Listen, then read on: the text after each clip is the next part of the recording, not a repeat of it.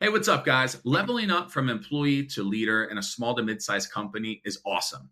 And I can speak from firsthand experience, it's extremely rewarding. But for some of us, it can feel like a double edged sword. On one hand, the company's small, so it's easy to jump in, carve your own path, put in the work, and level up. But on the other hand, the company's small. So as you continue to move up, the company's also growing and evolving, and so are its needs and what people are requiring from you. And oftentimes, as the leader, everybody's looking to you, but you don't have a place to go. And you feel like you're reading the instruction manual as you fly the plane.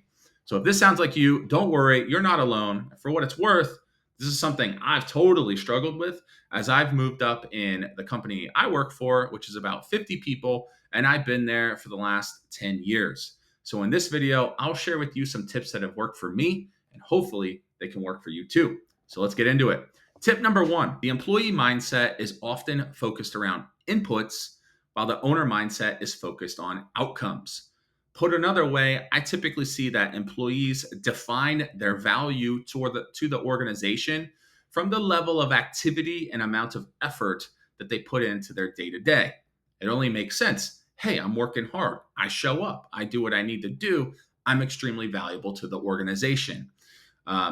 Unfortunately, for people that think that way, my experience is owners measure value almost explicitly from measurable results. So if you want to make one change that you can start making immediately, change your perspective, change your frame, stop thinking about inputs, start thinking about outcomes and results, and it'll definitely help you excel within your organization. Tip number two, start asking yourself, what are the numbers telling me? So this really is going to vary by department, but here are a couple things that have helped me. So first of all, I think it's super important that regardless of what department you're in, you know your numbers down pat. And particularly, I would get to the level where you're starting to understand the impact on revenue, the impact on profitability for the organization. So asking yourself questions like, "Hey, where's the money coming from? How much?" Depending on your department, if you're in sales and marketing, this is like super easy. If you're in more of a operational or service type role, I think it'd be really helpful to understand how much of the organization's revenue is your team or your department handling. Who on your team or what tools and systems are handling that revenue, that profitability, that efficiency?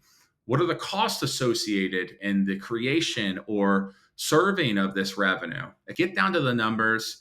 At the end of the day, small to mid-sized businesses, they're cash flow companies. They operate off revenue coming in, maximizing margins on that revenue and maintaining profitability. Another thought there, where business owners and even large organizations talk about trimming the fat, or if they want to be a little more eloquent, they talk about increasing operational efficiency or streamlining the workforce. Like go on the Wall Street Journal or Google News, you can find, a dozen different variations of saying the same thing. And essentially, what these business owners are talking about is they're letting go of the liabilities to the organization so they can pay for existing and also new or future assets. And so, one thing that I've recently done that's been really, really helpful is actually creating a department or team level balance sheet. Got assets in one column, liabilities in the other. And basically, what I recommend here is just go through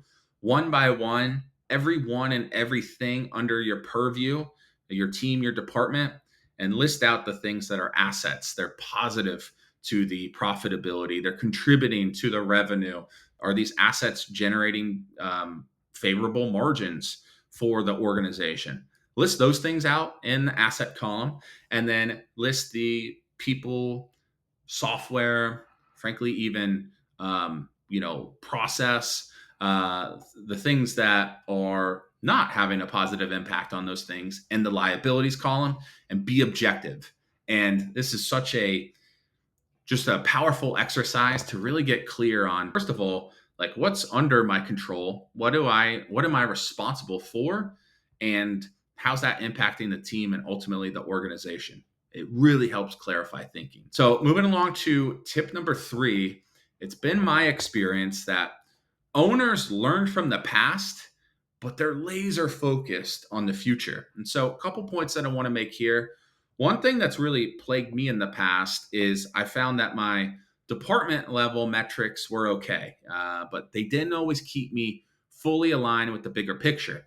So, what I mean by that is my reps would be hitting their quota benchmarks. We'd be hitting our team quota, but because of other factors across my department, maybe I had reps that were hitting their quota, but my marketing director wasn't pulling their weight, or marketing content teams weren't pulling their weight, or just other things happening across other departments that were, putting us behind, ultimately behind our revenue goals. And so I would get into meetings with my CEO, it would be out of alignment, and I could sense it. I knew it. And so after a lot of frustration, I realized the missing link for me was I needed to start assuming responsibility and starting to proactively forecast my numbers based out of the company's goals, not just my individual department metrics. And so I went through, collected this, put together a forecast spreadsheet, and this really served as a central source of truth for me. Not just the stuff that had already happened, but then I would consistently put those metrics in the performance that we were experiencing month over month, quarter over quarter. And then I could use that real data to forecast out what the rest of the year looked like for us. And, instead of saying, oh, Billy, Bobby, and Sue hit their quota the last 3 or 4 months, it really shifted the conversation to where I could start to say, I get it now. I understand where my CEO is coming from, because even if we hit quota, all three of them hit quota for the rest of this year, if we don't change this thing, that thing, like add another person, create another source of revenue, hey, we're still going to be off by Z%. So really just looking into the future and basically trying to predict where we were going to end up at the end of the year and how that pertained to the overall organizational goal was just such a game changer. So I really think by assuming ownership and knowing the big picture numbers like the back of your hand, it'll really help you be more aligned up the chain of command. It'll also really sharpen your thinking to be more strategic and make better decisions for your team and department. And also, if you got to make tough calls, whether they're tough gambles on maybe a new program, new hire, whatever, or unfortunate calls where you may need to eliminate some tools, individuals, initiative, by really knowing your numbers, not just what happened in the past, but what we expect in the future based on past experience. It really gives you certainty in making those decisions. Tip number 4, I find that owners are always on the lookout for opportunities to take the business to the next level. That's why they're typically visionaries, and they're also on high alert for threats that pose a risk to the business. So owners, in my opinion, default mentality is to always be looking for those ideas, those models, those technologies, those people that are going to help take the company to new heights and fulfill the vision. But they also need to be equally vigilant about what are the things that pose a risk to the business and could threaten its well-being. So if we take that owner mindset, we want to extrapolate this out for ourselves as employees within the organization to our individual departments and teams. I really think leveraging a periodic SWOT analysis of your department and whatever's in your purview is really helpful here. And if you're not familiar with SWOT, this is something you could totally Google, GPT, Gemini, whatever your flavor is. We're looking at strengths, weaknesses, opportunities, and threats. What are the strengths and weaknesses? I'm really looking at those are typically internal. What are our internal strengths? What are our internal weaknesses? This could be motions, departments, initiatives, people, software. And then we've got opportunities and threats, which are typically external. So what are the opportunities in the market? Where's the industry going? Is there a shift happening where maybe we can scoop up the right talent? Is there a trend like AI that we need to be jumping on because it's the next big wave? And then threats. What are those external threats that could pose harm to to the organization, but in this context for your individual department? it's important to think about those things. So my fifth and final tip for today is vision. I believe vision's important, not just for an organization, but for individual teams and even people. I'm super huge on vision. I'm one of those people that writes down their vision all the time. I go in, I create vision boards and all that sort of stuff. It really jacks me up. And so when we think about adopting an owner mindset for our departments, I think we can break this down into a few different steps. So when we're talking vision, step one is just create a department vision. So if you're a department of one right now, like I was when I took over a department 5 years ago, I say create it anyway. I think it's helpful. It gives you something to be excited about. Also, I've really found that having a department level vision has been really powerful in recruiting and hiring, because if you have a clear vision of what you're trying to build, people are always going to ask you those questions about, what excites you, where do you see the department in X amount of years, what's really kept you here, like different things like that. And if you can refer back to that vision, and it's a true vision that excites you and it's big and people can see themselves in it, it's going to excite them as well. You're going to transfer that emotion, and it's just game over in terms of recruiting that next A+ candidate.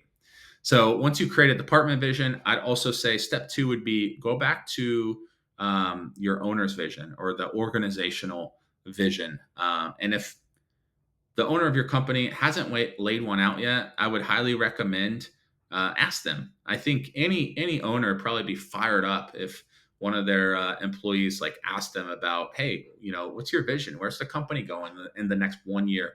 Where are we going in 3 years? What's the big 10-year vision? Like, this is so important. This is the thing when the going gets rough, and especially as you watching this video looking for ways to level up, there's going to be good times, there's going to be low points, but having that vision to anchor to and know, like, okay, me and my owner, me and my CEO, we are on the same page. It's so important, and I found it extremely valuable. And then step three would be assess your department. So once you have a department vision, once you're clear on the owner's vision, the vision for the organization, this is where we bring it back down to the department, and we're assessing again. Hey, is what we're doing this quarter, this first half of the year, this past year, are we aligned with vision? Okay, well, that's great. Where are we in alignment? Where are we off track? Why? What do we do next? These are all really important questions to be asking to really, be in alignment with your owner and really start adopting that mindset to become a leader within the organization. So that's what I got, guys. 5 tips. Hopefully they're helpful.